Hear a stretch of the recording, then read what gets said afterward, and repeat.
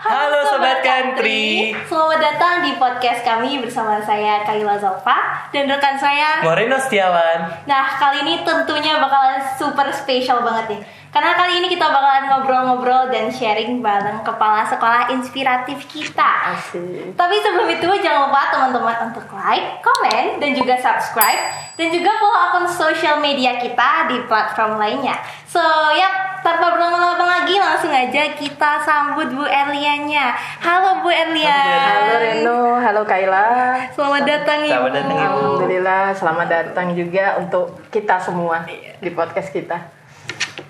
Nah, hari ini tuh kami udah excited banget ya Kak, buat ngobrol-ngobrol sama tokoh inspiratif. Betul. Nah, kemarin selamat ya Bu ya, karena kemarin Ibu mendapatkan prestasi juara nasional kepala sekolah SMK inovatif. Nah, ngomongin tentang prestasi juara nasional, gimana sih awal mula perjalanan karir Ibu? Dan gimana sih kriteria yang Ibu bisa capai untuk menjadi kepala sekolah SMK inovatif. Iya. Terima kasih Kaila dan Reno. Perjalanan karir Ibu itu dimulai dari mungkin ketika segala sesuatu kan mulai dari awal ya. Iya, betul. Jadi dari lulus SMA, sebenarnya Ibu ingin sekali menjadi seorang bidan waktu itu. Ya, jadi pengennya kuliah kebidanan.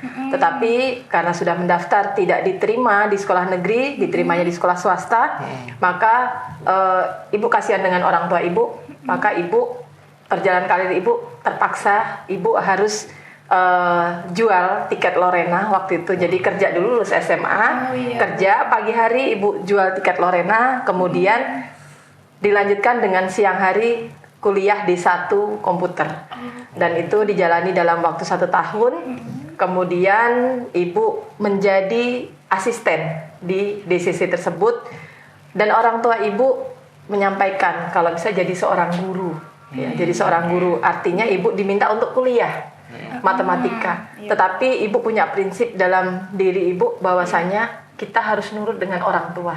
Waktu itu dijalani kuliah 2 Reno sama Kaila. Jadi Ibu kuliah 2, yaitu di matematika dan komputer. Berjalan waktu, ya inilah sebuah proses. Ternyata alhamdulillah dari perjuangan yang memang bermula dari kita berusaha ya, dan itu kuliah nyambi kerja dengan dipotong gaji gitu ya. Dan akhirnya Ibu mendaftar di salah satu penerimaan PNS, dan saat itu di Pesawaran, begitu jauh ya, tetapi Ibu jalani itu dan alhamdulillah Ibu diterima. Perjalanan karir Ibu bermula dari operator sekolah. Jadi Ibu itu guru sekaligus operator sekolah yang bertugas menyelesaikan segala administrasi Bapak Ibu guru, dan itu tidak menyangka akan menjadi di posisi yang sekarang ini, menjadi seorang kepala sekolah. Itu ya bermula bahwa kita ketika kita memiliki cita-cita ya, itu sebenarnya kadang cita-cita kita tidak sesuai dengan yang terjadi ya. Tetapi kita berusaha, apa yang kita miliki kita harus maksimalkan. Sehingga pada saat itu berjalannya waktu ya semua dijalani. Yang penting dalam diri Ibu ini ketika bekerja itu harus loyal. Ya, harus bersungguh-sungguh, harus telaten. Sehingga pada saat itu Ibu pernah ditugaskan di SMK 136. Di situ belum ada muridnya. Dan Ibu mencari murid itu 19 siswa. Sekolahnya nebeng di SD dan lain sebagainya. Disitulah Ibu belajar yang namanya sebuah perjuangan.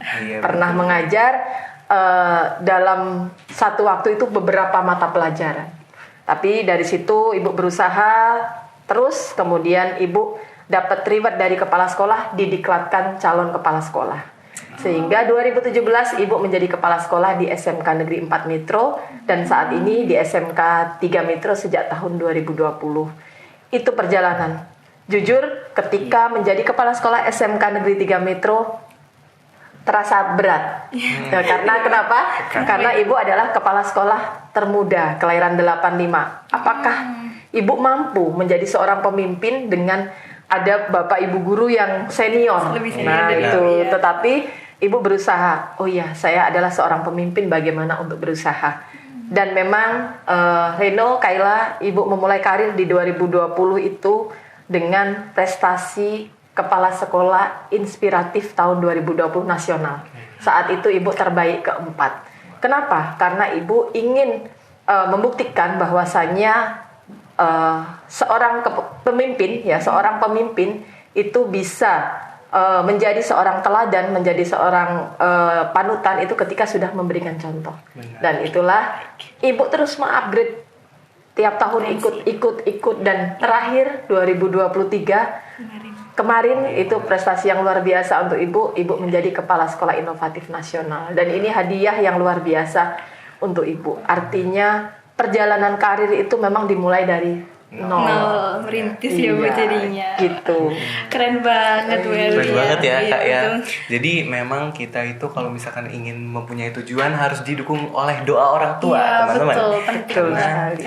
Dukungan orang tua itu kayak sebagai jalan lurus untuk kita mencapai Kemudahan. tujuannya. Jadi kalau misalkan kita udah dapet restu nih dari orang tua kita jadi lebih mudah buat hadapin segala kegagalan atau proses kita gitu. Bener banget, dan dimanapun kita diletakkan di situ kita harus benar-benar berusaha. Betul. Nggak mandang kita mau tua atau mau muda Iya. gitu. Kita harus benar-benar bekerja keras. Ya, karena tadi pas Reno, ridho orang tua adalah ridhonya Allah. Iya, Kemudian iya. ridhonya Allah adalah Ridho ridhonya orang orang tua. Maka jadikanlah prinsip itu. Ketika orang tua kita menginginkan sesuatu dari kita, coba kita ikuti, dan itu akan Iya. menjadi doa untuk orang tua kita. Betul. Nah, Ke karena SMK 3 ini kemarin lagi viral ya Bu ya. Iya, Bapak viral sekali ya. Presiden RI mengunjungi Datang ke SMK Negeri 3 Metro. nih, Bu, ya. Nah, awal mula dan tanggapan Ibu Erlian ketika Bapak Pak Presiden itu datang ingin itu datang tuh gimana? gimana sih Bu? Iya, sebenarnya seperti mimpi ya Rino ya, Iya. Kayla ya. Pada saat itu Ibu sedang mendampingi teman-teman yang punya LKS nasional Iya, ya, LKS nasional di Surabaya. Saat itu Ibu bersama Bapak Kepala Dinas juga di sana bersama kepala sekolah yang lain mendapatkan informasi jika Pak Presiden akan mengunjungi Kota Metro dan akan berkunjung di sekolah kejuruan. beberapa SMA dan SMK gitu ya. Dan Ibu mendapatkan informasi bahwa Pas Pampres akan datang untuk melihat sekolah kita. Selanjutnya Ibu informasikan kepada tim yang di sekolah, karena sebenarnya seorang pemimpin itu tidak harus berada di tempat pada saat segala sesuatu yang akan terjadi ya, itu kan tiba-tiba. Tetapi dengan kita komunikasi, koordinasi luar biasa Bapak Ibu dengan tim, akhirnya Pas Pampres datang dan kita diminta untuk mengirimkan profil sekolah kita. Nah, saat itu terpilihlah sekolah kita menjadi tempat yang dikunjungi oleh Pak Presiden. Iya, jadi sebenarnya hal itu menjadi hal yang kalau Ibu kemarin lihat ya, itu seperti rezeki yang luar biasa. Belum tentu kita tidak mengajukan sekolah kita dikunjungi, ternyata kok sekolah kita terpilih. Apalagi ketika melihat beliau menyampaikan yang mungkin kita lihat viral di TikTok. Perbedaan di beberapa SMK, dan di sini saya kira sarana prasarana sangat siap, sangat bagus. Saya kira kalau semua standarnya seperti SMK Negeri 3 Kota Metro ini, saya kira akan sangat bagus. Bahwasanya jika SMK sama seperti SMK Negeri 3 akan sangat baik gitu. Betul sekali. Iya, jadi ya rezeki untuk kita dihadiri Pak Presiden. Kami juga waktu itu sangat kaget ya, karena dengar kabarnya nih katanya Pak Jokowi mau datang ke sekolah kita. Mendadak Jadi, ya, H-1 ya. Dan ada juga yang dapat sepeda juga ya iya, kemarin. benar. Nah, Dapat dari sepeda. Pak Jokowi. Iya. Oh, iya. Dan juga guru-gurunya juga sangat kompak ya Iya, Kak ya. betul. Ketika mempersiapkan Bapak Presiden RI ingin mendapatkan SMK 3 Jadi gitu. dari berapa hari itu kita udah beresin seluruhnya gitu, kelas semua udah kita persiapin gitu Bu. Ya itulah. Iya. Jadi Antusias. tidak ada pemimpinnya tidak apa-apa, tetapi kehadiran seorang pemimpin itu ada di sekolah. Iya, Kenapa? betul. Karena ketika Pak Presiden kesini kita sudah luar biasa. H-1 kita kompak, Bapak Ibu guru, siswa, sehingga beliau melihat sekolah kita bersih sekali. Iya, Kemudian beliau menyampaikan karakter murid Ibu bagus sekali, dan ini harapan Ibu ya ketika Pak Presiden sudah menyampaikan seperti ini. Dari Pas Pampres juga, Bu, saya dari Sabang sampai Merauke datang. Ternyata anak-anak murid ibu ini sangat patuh ketika kita menyampaikan. Nah, ini harapannya terus ditingkatkan karena yang menilai bukan ibu yang berbicara, tetapi dari Pak Presiden dan juga Pas Pampres. Jadi buat anak-anak semua, mari kita terus dengan karakter kita gitu. Dan kemarin juga Pak Presiden sempat dengar Bu, saya sempat dengar Pak Presiden tuh ngirim bantuan mesin cutting laser ya Bu ya katanya. Betul sekali. Jadi sebenarnya cutting laser itu sangat dibutuhkan oleh kita. Bapak-bapak guru yang di mesin itu sangat ingin sekali punya itu. Dan waktu itu sebenarnya ibu tidak meminta, tetapi ibu juga kaget kok sangat refleks sekali Pak Presiden mendengarkan ketika beliau mencoba tempat duduk yang dibuat oleh siswa kita. Kemudian ibu menyampaikan itu ada gerbang Pak, gerbang itu juga dibuat tetapi jasanya adalah menggunakan cutting laser. Ternyata beliau langsung, tadi yang belum punya cutting laser dan akan kita bantu. Sudah datang Kaila tanggal 29 Desember dan ini luar biasa untuk kita. Insya Allah bisa meningkatkan kompetensi siswa kita di jurusan mesin dan yang lainnya. Betul, keren banget ya teman-teman. keren banget ya. Iya betul banget. Karena SMK 3 ini memang wah banget sih. Iya, prestasinya bener-bener wah banyak banget deh. Oh iya, kalau ngomongin soal karir ibu tadi nih, kan di masyarakat ini ada stigma kalau perempuan itu nggak usah sekolah tinggi-tinggi nih Bu. Jadi mereka tuh berpikirnya kalau perempuan tuh nggak usah sekolah tinggi-tinggi, nanti bakalan jadi ibu rumah tangga nih Bu. Nah, tanggapan ibu tentang itu gimana sih Bu? Karena kan harusnya perempuan kan nanti jadi seorang ibu. Nah, seorang ibu tuh harus cerdas karena bakalan mendidik anak-anaknya di rumah nih Bu gitu. Iya, kalau menurut ibu seorang perempuan ya harus sekolah ya. Kenapa kita tidak bisa melihat dari sisi misalnya ini kan orang nggak punya ngapain gitu. Sekarang sudah banyak kita bisa pakai KIP, bisa gratis dan lain sebagainya. Kita bisa bekerja sambil kuliah. Kalau menurut ibu seorang perempuan tuh harus meningkatkan kompetensinya, harus kuliah. Kenapa? Walaupun menjadi seorang ibu rumah tangga, ketika kita kuliah kita kan akan menjadi beda ya, informasi dan lain sebagainya, dan mungkin ada peluang-peluang untuk bekerja. Ya, tetap kodratnya seorang wanita itu adalah menjadi ibu rumah tangga yang baik, tetapi bagus juga ketika kita menjadi ibu rumah tangga yang begitu baik, maksimal, tetapi kita juga bisa bekerja. Jadi bisa mungkin bersosialisasi dengan orang lain dan juga apa yang kita miliki juga bermanfaat ketika kita kuliah dan juga bekerja. Menurut ibu sangat penting. Iya betul. Gitu. Jadi bisa bermanfaat buat masa depan anak-anaknya nanti gitu ya Bu ya. Karena di dalam dunia ilmu pendidikan ya Kak ya Bu ya. Ilmu pendidikan itu nggak memandang kesetaraan gender. Iya, betul, karena balik mau lagi kita ingin mengejar prestasi kita itu mau cewek atau mau cowok itu nggak apa-apa. Malahan bagus ya Kak ya. Bagus ya Bu ya. Iya, seperti itu Reni. Oke. Nah, ngomongin soal pendidikan nih Bu. Nah, kalau privilege ini ngaruh nggak sih Bu? Misal, jadi banyak kan Bu dari mereka tuh nganggap kayak dia mah sukses karena anak orang kaya nih. Saya dari anak keluarga sederhana bisa apa? Nah, pemikiran yang kayak gitu kan ya perlu dihilangkan ya Bu ya. Karena sebagian masyarakat tuh nganggapnya kayak gitu Bu di mindset kan. Kalau menurut Ibu tidak harus seperti itu. Karena mungkin dari perjalanan yang tadi Ibu ceritakan, ya kan. Sebenarnya kan mungkin tadi belum terbukanya ya. Ibu dari keluarga broken, tetapi ibu bisa bangkit. Kemudian ibu bisa, satu prinsipnya, saya harus membanggakan ibu saya. Saya harus mengangkat derajat ibu saya. Dengan apa? Nah, dengan apa yang dimiliki mungkin saat itu kalau kita berbicara tadi ya, saya pasti saya nggak mampu. Itu kan milik orang yang kaya. Itu kan milik orang yang punya. Iya. Tetapi ibu melihat keistimewaan dari yang ibu miliki ya. Itu adalah sebuah ketelatenan. Dan pastinya kita harus berusaha. Ketika di posisi ini harus seperti apa, ya Nak ya. Jadi jangan berpikir bahwasannya sudahlah itu miliknya orang kaya. Semasa kita mau berusaha, 1000 jalan pasti ada.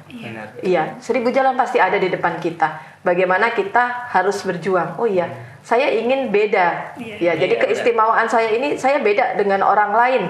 Saya punya potensi yang baik, tapi ya memang harus diasah terus. Dengan cara apa? Nah, selalu mengkosongkan gelas yang ada. Ketika kita bersama dengan orang, itu kita anggap gelas ini adalah gelas kosong. Kita menerima masukan dari orang. Jadi orang itu adalah tempat guru kita belajar apapun nak. Dan nanti suatu tempat itu adalah tempat untuk kita sekolah.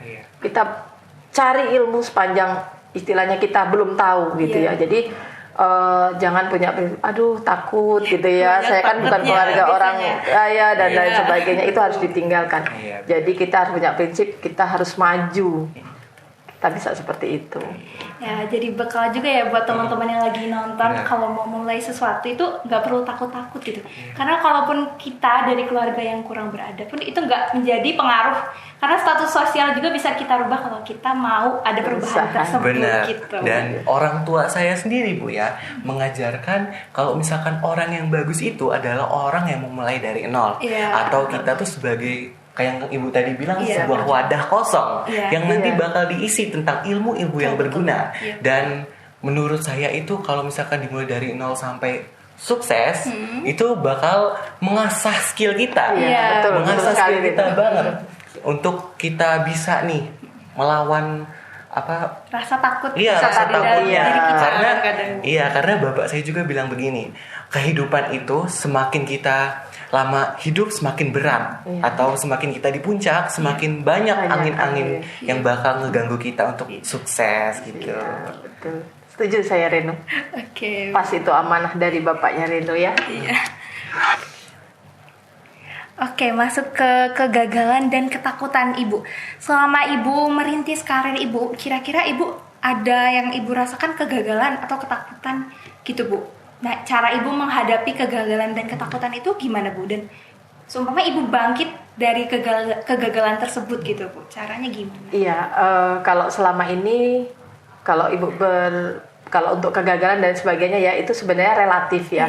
Mungkin belum saatnya ya. Mungkin ketika kita menginginkan sesuatu tapi belum terjadi dalam diri kita, kegagalan ini adalah ya tadi, oh ini memang belum saatnya, tetapi Ibu terus berusaha. Iya, contohnya di 2020 itu kan Ibu baru terbaik 4. Kemarin ditanya oleh yang mewawancarai, ditanya, "Kenapa Bu? Kok Ibu ikut lagi inovatif ini? Apakah Ibu ingin menjadi seorang juara pertama?" Ibu menyampaikan, kalau untuk juara pertama itu adalah bonus Pak, tetapi saya bagaimana ingin mengupgrade diri saya Pak. Saya ingin apa yang saya miliki itu bermanfaat. Ya, jadi saya terus berusaha. 2021 daftar, 2022 daftar, 2023 daftar lagi, dan alhamdulillah poin nilai Ibu kepala sekolah inovatif itu di pertama. Ya, dari SK-nya itu pertama. Artinya seseorang pasti memiliki kegagalan, tapi bagaimana kita dari kegagalan itu kita belajar. Oh iya, ternyata yang belum saya laksanakan adalah ini loh, dan itu harus terus kita laksanakan. Jadi dari sini kita sadar ya teman-teman, kalau kita tuh bisa bangkit dari kegagalan kalau kita mau. Karena faktor utama tuh pasti ada di dalam diri kita. Kalau kita milih buat nggak bangkit, kita bakalan stuck di situ aja. Kita bakalan diem di situ aja. Jadi pilihannya ada di diri kita sendiri. Gitu. Nah, kan tadi Ibu sudah berbicara nih, bercerita tentang perjalanan karir dari nol sampai sekarang. Nah, prinsip hidup yang Ibu Erlian pegang itu gimana sih Bu untuk bisa sampai sekarang? Kesuksesan Ibu gitu. Iya, jadi Ibu punya prinsip tidak menyia-nyiakan waktu. Waktu itu adalah segalanya, karena waktu itu tidak akan terulang kembali. Maka ketika ada suatu hal yang ada di depan kita, kita harus berjuang. Oh ya, ini harus dimanfaatkan waktu itu sebaik-baiknya. Kenapa? Karena kita memiliki tujuan ya, kita memiliki target. Dan untuk mencapai suatu target itu, pasti kita butuh waktu yang begitu banyak. Jadi harus yang namanya disiplin waktu itu menjadi hal yang utama. Ketika kita sudah disiplin waktu dalam apapun, insya Allah semuanya dimudahkan karena kita punya prinsip.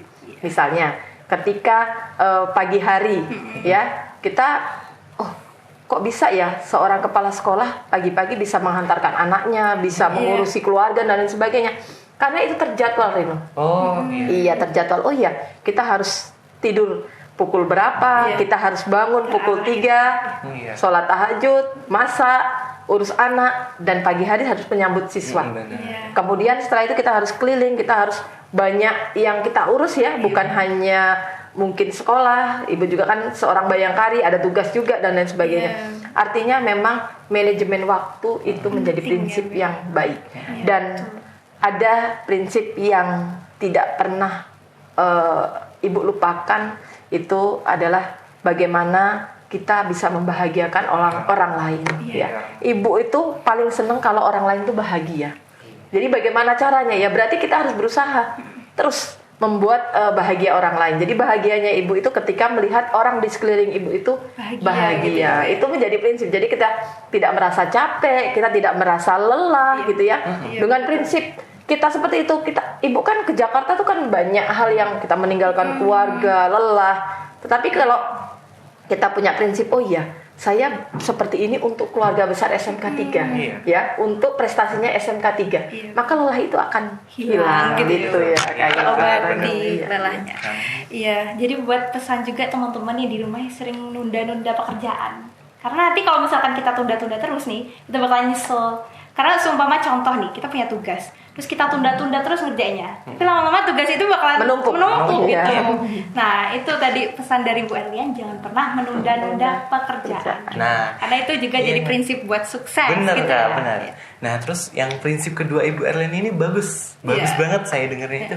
Jadi kayak misalkan kita ingin masuk ke lingkungan baru, kita buat dulu lingkungan itu nyaman. Nah, kita buat dulu orang-orang ini nyaman ke kita, baru kita melakukan apapun itu, kerjaan apapun itu enak gitu, nyaman. Bener kan Bu ya? Adaptasinya. Dan kok ini pas banget ya Rino. Jadi ada pertanyaan kedua dari Prof itu ya, yang orang itu ketika keluar teman-teman ibu, wah ini pertanyaannya sangat ngeri. Tetapi beliau menanyakan seperti ini, bagaimana tim ibu merasa nyaman dengan ibu tuh masih muda, kepala sekolah muda, padahal guru-guru ibu itu sudah senior, sudah istilahnya sudah lebih tua. Bagaimana? Dan jawaban ibu apa Rino? Membuat nyaman para bapak ibu guru ya. Jadi saya memimpin pada saat itu ibu menyampaikan, saya memimpin dengan hati. Artinya apa? Saya memimpin dengan kekeluargaan. Bapak ibu guru saya anggap adalah orang tua saya. Makanya mungkin Rino Kayla pernah melihat ya, ketika ibu dengan yang lebih senior pasti ibu salim dan cium tangan. Itulah orang tua ibu, walaupun ibu seorang pemimpin di sekolah kita gitu. Soalnya kita sebagai milenial Gen Z ini kayak kita ngebaca di sosmed itu banyak kayak saya ini kerja di sini tapi lingkungannya nggak nyaman. Iya, adaptasinya sulit. Biasanya. Karena faktornya dia nggak buat diri dia tuh nyaman dan nggak buat orang lain nyaman ke diri dia sendiri. Tapi mungkin faktor lingkungan tuh emang penting banget, karena kalau kita ngerasa terancam di lingkungan itu, kita juga jadi sulit buat berkembang dan punya prestasi. Betul, ngaruh banget gitu. Oh iya, jadi kita bakalan tanyain nih Bu, tips ibu bagi waktu dan jaga kesehatan ibu nih Bu. Karena kan di kesibukan ibu nih ya Bu, pasti kita tuh bakalan lelah banget ya Bu ya. Jadi jaga kesehatan tuh perlu banget, terus manage biar kita nggak stres nih Bu. Itu gimana tuh caranya Ibu? Iya. Pastinya ketika mungkin anak-anak lihat ibu itu kapan ya istirahatnya gitu ya. Tapi memang istirahat itu sangat penting ya. Iya, jadi yang tadi ibu sampaikan, ibu memanagenya ya mungkin tidur lebih awal ya, walaupun kadang belum bisa tidur karena pekerjaan-pekerjaan yang banyak. Nah, ketika kita tidur lebih awal, maka kita akan bangun lebih pagi, dan memang sudah menjadi kebiasaan itu kita untuk sholat malam gitu ya. Dan ibu merasakan ketika kita sholat malam tahajud itu banyak hal yang mungkin masalah-masalah itu bisa kita hadapi ya, apapun itu, dan semuanya kok sepertinya mudah gitu. Nah, selain itu apa? Ya dengan olahraga. Walaupun kita tidak bisa olahraga yang berat, tetapi minimal dalam satu hari kita memang harus olahraga, ya. Dan juga sebenarnya apa hal yang membuat kita kok tidak stres dan lain sebagainya, sebenarnya adalah pengelolaan hati. Jadi membuat sebuah pekerjaan yang kita hadapi itu adalah bukan beban, ya, bukan sebuah beban, tetapi kita nikmati itu adalah enjoy aja, ya. Jadi itu bukan beban, itu adalah memang itu adalah tugas kita, dan dari situ sebenarnya stres itu tidak ada, gitu ya, tidak ada. Ya kalau ibu sih mencoba untuk biar mungkin lambungnya bagus, gitu ya, sudah berusaha untuk beberapa tahun itu untuk puasa Senin Kamis gitu ya, untuk ya menyeimbangkan gitu ya. Tapi tadi ketika berbicara stres tadi itu sebenarnya dari diri kita. Kalau kita menganggap sebuah pekerjaan itu adalah sebuah beban, tekanan, maka itu kita stres. Tapi kalau kita menganggap sebuah pekerjaan itu adalah suatu hal yang harus kita syukuri, itu bisa enjoy. Iya. Gitu. Jadi ada yang ngomong, Bu, kapan Ibu kok nggak pernah sakit ya? Ibu banyak sih. Ibu vitaminnya apa, Bu? Biar seperti Ibu strong gitu ya. Di Jakarta kok pagi hari udah menyambut siswa, padahal Bu tadi malam kan Ibu di Jakarta gitu. Kok udah Iya, sebenarnya kebahagiaan bekerja itu menjadikan kita lebih semangat. Iya. Gitu. Karena faktor senang Kesehatan, hati, nyaman hati, semangat itu bisa moodnya mempengaruhi betul. kesehatan juga Betul ya banget. Kak Mood ya. itu penting banget kalau misalkan kita Sangat menghadapi penting mood sesuatu. itu. Iya. Benar. Dah. Menurut Ibu, pemimpin yang baik itu kayak mana sih Bu? Dan gimana sih cara jadi pemimpin yang baik? Iya. Kalau orang kan macam-macam ya. Kalau menurut Ibu versi seorang pemimpin itu adalah sebuah teladan. Menurut Ibu. Jadi seorang pemimpin itu adalah hal yang pasti dicontoh ya, dicontoh oleh Bapak Ibu guru, kemudian oleh siswa-siswinya gitu ya. Jadi seorang pemimpin itu adalah sebuah teladan. Selain itu, seorang pemimpin itu adalah pelayan. Jadi seorang pemimpin itu jangan punya prinsip saya harus dilayani. Tapi bagaimana seorang pemimpin itu harus melayani Bapak Ibu guru, melayani siswa kita. Apa yang kurang Bapak Ibu, mari kita ini. Apa yang bisa saya bantu? Apa nak? Nah, inilah menurut versi Ibu. Jadi seorang pemimpin itu selain teladan adalah seorang pemimpin harus melayani kita, sehingga tim yang berada di kita merasa nyaman karena terlindungi, tidak terancam gitu. atau merasa segan gitu ya. Iya, Lebih karena coba mungkin Kayla, Rino lihat Iya. bagaimana cara memimpin Ibu. Mungkin dengan anak-anak terlalu dekat gitu ya. Semua begitu datang salim semua gitu ya, meninggalkan pekerjaannya. Nah ini menurut Ibu hal yang apa ya? Oh, mungkin karena kedekatan, karena Ibu Nyaman. mungkin nyaman melayani anak-anak. Jadi anak-anak merasa seperti itu, dan ini energi buat Ibu, energi positif untuk Ibu.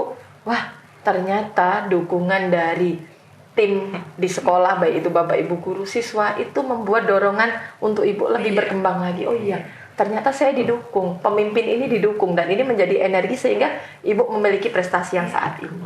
Iya, berarti benar ya Kak ya. Kalau nyaman itu penting buat pekerjaan. Karena menurut Ibu Erlian, pemimpin yang baik itu bisa menjadi wadah untuk rakyat-rakyatnya, atau mungkin untuk rekan-rekannya gitu. caranya. Iya, untuk menjadi masukan saran gitu. Supaya bisa berkembang. Jadi kami juga waktu awal denger bakalan isi podcast sama Bu Erlian nih, kita tuh excited Bu, karena kita jujur Kayla pribadi tuh Kayla seneng banget karena Ibu welcome sama anak murid gitu. Jadi seneng nih nanti podcast bakalan wawancarain Bu Erlian nih, denger kayak gitu. Kayak langsung wah gitu ya. Jadi ini podcast pertama kita ya. Iya betul, ini mudah-mudahan nanti perdana. Iya, perdana ya. Mudah-mudahan nanti podcast yang berikutnya bisa lebih baik. Kemudian ini menginspirasi juga. Iya, buat teman-teman yang nonton gitu ya. Terus ngomongin soal parenting nih Bu, kira-kira parenting Ibu di rumah sama anak-anak Ibu, terus Ibu parenting tersebut tuh bisa Ibu laksanakan juga di sekolah gitu, ke anak-anak murid Ibu, berlaku gitu Bu. Itu gimana Ibu terapin parenting ke anak-anak Ibu di rumah? Iya, jadi dengan cara memberikan kasih sayang ya. Saya menganggap anak-anak murid kita ini adalah semuanya anak Ibu ya, dan Ibu di rumah itu terbuka dengan anak apa gitu ya, apa yang anak-anak inginkan coba, tapi tidak semuanya harus kita ikuti ya nak ya, tetapi kita lihat, dan juga Ibu membiasakan anak-anak Ibu itu untuk disiplin. Jadi alhamdulillah putra Ibu itu dari mulai SD sudah menjadi perenang ya, dan itu atlet renang ya, U2SN sampai dengan nasional. Dan Ibu menyampaikan ketika kita mau lebih punya prestasi, ya kita harus memiliki waktu yang lebih. Sama seperti apel pagi kemarin, Ibu menyampaikan kalau kita ingin lebih punya prestasi, baik itu di mungkin akademik atau yang lainnya, ya kita harus meluangkan waktu kita yang banyak. Dan ini Ibu contohkan ke anak-anak Ibu yang di sini. Jadi ayo semangat, gitu ya, semangat. Bagaimana kita bisa lebih memiliki prestasi dibandingkan dengan orang lain. Jadi parenting saya sebenarnya ke anak-anak itu bagaimana kita disiplin gitu ya, dan Ibu menyampaikan juga bagaimana kita dengan orang lain tuh menghargai dengan orang yang lebih tua dan lain sebagainya. Itu harus kita ajarkan ya, agar kita juga tahu bagaimana nanti orang di sekeliling kita, karena sebuah karakter itu akan dicontoh gitu ya, dan itu akan mengena. Nah, ketika anak-anak kita diberikan karakter yang baik, maka di sekolah pun mungkin mereka sama. Dan saya mencontohkan ke anak-anak juga seperti itu. Percuma nak kita punya prestasi baik tetapi karakter kita nggak baik. Soft skill itu penting ya, attitude kita penting gitu. Iya, berarti benar ya kalau misalkan banyak juga nih anak-anak yang misalkan dia ini bermimpi pengen meraih prestasi, tapi diri dia sendiri itu nggak meluangkan waktu, atau misalkan dia bermalas-malasan. Gimana pengen dapetin prestasi itu ya kan ya Bu ya? Jadi harus disiplin waktu. Nah tadi juga kata Bu Erlian kan lebih terbuka sama anak-anak. Jadi kalau misalkan anak-anak zaman sekarang nih kan seneng nih kalau orang tuanya tuh lebih welcome, care sama anak-anaknya gitu. Jadi merasa kalau ibu mereka tuh bukan ancaman tapi sebagai teman gitu, bisa ngobrol, lebih terbuka, apa cerita, sampaikan ada apa gitu ya di sekolah, siapa kak di sekolah tadi ada apa kak, temennya siapa dan lain sebagainya, karena seorang orang tua tuh harus sampai segitu gitu, jadi anak-anak biar terbuka gitu. Jadi mereka nggak ngerasa segan atau takut. Dengan siswa juga kan sama. Iya, sama. Banyak yang bisa bicara HP ibu tuh 1 kali 24 jam. Siswa WA, ibu jawab. Ya. Ada siswa ingin mungkin tanya ngobrol, ibu terima, dan keterbukaan itu lebih enak. Iya, gitu. Anak-anak jadi kita lebih bisa ngasih masukan ke anak-anak gitu. Parenting Ibu Erlian ini sama kayak parenting orang tua saya gitu. Karena orang tua karena orang tua saya ini tahu kalau misalkan anak ini banyak zaman sekarang tuh banyak yang kena mental issue, atau misalkan mental health-nya down gitu. Jadi stres gitu kan, jadi tekanan ya. Iya benar. Jadi setiap hari saya pasti ditanyain, kamu ada yang sakit gak? Kamu ada keluhan gak? Mental kamu lagi aman gak? Begitu. Nah menurutku itu bukan suatu interogasi ya Bu. Iya, bukan. Itu bukan. Tapi itu cara orang tua supaya kita ini bisa open minded ke mereka. Bukan. Karena banyak sekali Bu, karena saya ini anggota PIKR. Anggota PIKR dan pernah menjadi forum anak kota Metro Bu. Karena aku dengar dari isu-isu mereka itu kebanyakan mereka nggak pernah bicara kepada orang tuanya, jadi itu ngebuat mereka tuh mental down, jadi nggak ada yang menemani cara terbuka tadi. Jadi ngaruh banget ya kesehatan mental buat anak-anak sekarang. Karena di zaman ini penyakitnya ya itu kesehatan mental. Iya. Mentalnya bagus dulu, baru kamu pengen sukses lah gitu. Betul. Karena prinsip utama mental. Iya benar. Nah, pesan dari Bu Erlian nih untuk anak-anak muda zaman sekarang untuk meraih prestasinya gitu Bu. Atau mungkin buat teman-teman yang lagi nonton nih, mereka mungkin masih ragu buat memulai melangkah hal baru nih Bu. Mungkin bisa tipsnya. Kalau menurut Ibu ya, pesan Ibu, jika kita ingin memiliki prestasi yang banyak atau walaupun tidak banyak punya prestasi, maka kita harus mencontoh orang lain ya. Mencontoh orang lain mungkin di sekeliling kita. Boleh juga kan sekarang di medsos banyak ya. Kita bisa lihat dari TikTok, dari apa gitu. Oh, orang itu kok bisa ya sukses gitu ya. Kemudian kita mencontoh, oh iya, saya berarti harus seperti apa? Manajemen waktu. Manajemen waktu ya. Karena itu terkait dengan disiplin ya. Jadi manajemen waktu itu sangat penting. Dan kita juga melihat ketika kita ingin memiliki prestasi yang baik, kita juga selain kita tadi melihat medsos, kemudian kita juga bisa berteman dengan orang-orang yang mungkin punya prestasi yang sama. Jadi tujuannya sama, jadi memiliki tujuan yang sama. Jadi ketika kita masuk di dalam circle itu kita enak gitu. Oh iya, ini anak-anak ini kok dia punya prestasi ya, gimana caranya ya? Kita kan boleh mengambil ilmunya sambil belajar gitu ya. Dan sebenarnya itu, maka kenapa kok Ibu pengen mengupgrade diri Ibu untuk menciptakan sebuah prestasi? Karena Ibu ingin menginspirasi Bapak, Ibu guru yang di sekolah kita, kemudian anak-anak didik Ibu yang di sekolah ya, teman-teman Reno, teman-teman Kayla gitu. Tapi bukan hanya itu saja. Mungkin siapapun yang melihat medsos yang ibu, yang mungkin tentang ibu ya, tentang kedatangan Pak Jokowi, tentang kepala sekolah inovatif dan lain sebagainya. Iya, memang terkadang ibu pun melihat orang lain baru ibu termotivasi. Jadi memang penting melihat medsos yang positif yang terkait dengan prestasi-prestasi. Kalau kita mau punya prestasi, tetapi ya itu tadi manajemen waktu yang luar biasa yang harus mengharuskan kita untuk ke arah sana. Kalau kita di zona nyaman, pasti waktu kita ya sudah sekolah ya sudah. Tapi kalau kita ada yang lain lagi, kita organisasi ya Rino ya, kemudian kita belajar di lab, pasti kita punya prestasi yang berbeda dengan yang lain. Gitu. Nah dari situ kita belajar nih buat lebih berani lagi ngejar prestasi nih ya, ya Bu ya. Kalau saya sendiri nih ya Bu ya, kalau saya sendiri tuh di mana tempat saya menjadikan itu sebuah motivasi, bukannya malah takabur ya Bu ya. Karena takabur itu sebuah kunci kegagalan malah. Karena setiap apa yang kita lakuin, setiap apa yang kita lihat itu jadikan motivasi. Jadi motivasi, betul.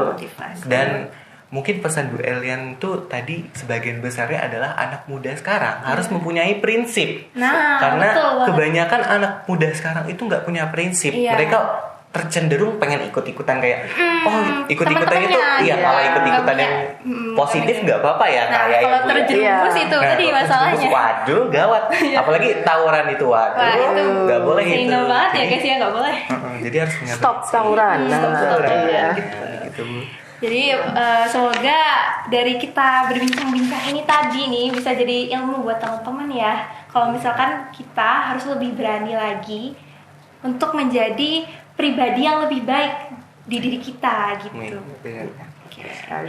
Terima kasih ya Bu atas waktunya datang ke podcast kami ya Bu ya pertama kali ini. Semoga ini bisa memberikan inspirasi dan bisa berinspirasi nih mereka untuk maju ke depan gitu. Iya betul. Iya, sama-sama. Mudah-mudahan apa yang Ibu berikan ya, mulai dari karir yang pertama dan lain sebagainya, ya mungkin yang bagus silahkan dicontoh, diserap ilmunya. Semoga menginspirasi. Yang pastinya mari kita terus berjuang untuk masa depan kita ya, dan jangan berada di zona nyaman karena kita ingin mengambil langkah yang lebih baik lagi ya. Jadi kita pengen punya prestasi, kita punya yang lainnya. Jadi apa? Ya manajemen waktu yang luar biasa yang harus kita miliki. Dan tadi pesannya ada ridho orang tua adalah ridhonya Allah. Jadi maka apalah yang menjadi keinginan orang tua, jika itu terbaik ikuti ya, karena itu adalah sebuah ridho dari Allah. Gak kerasa nih ya Sobat Country, kita udah di penghujung acara. Jadi kita akhirin aja mungkin ya. Kan kita juga udah wawancara sama Ibu. Nah ternyata benar-benar memotivasi banget bagi saya pribadi gitu. Dan saya sebagai Moreno Setiawan dan saya Kayla Zalfa pamit undur diri. Terima kasih. See you soon. See you Sobat Country. Terima kasih. See you Sobat Country. Ukir masa depan, menerjang zaman menyongsong pembangunan. Siap sedia dan selalu bangga, dari SMK untuk Indonesia. Dari SMK untuk Indonesia. Dari SMK untuk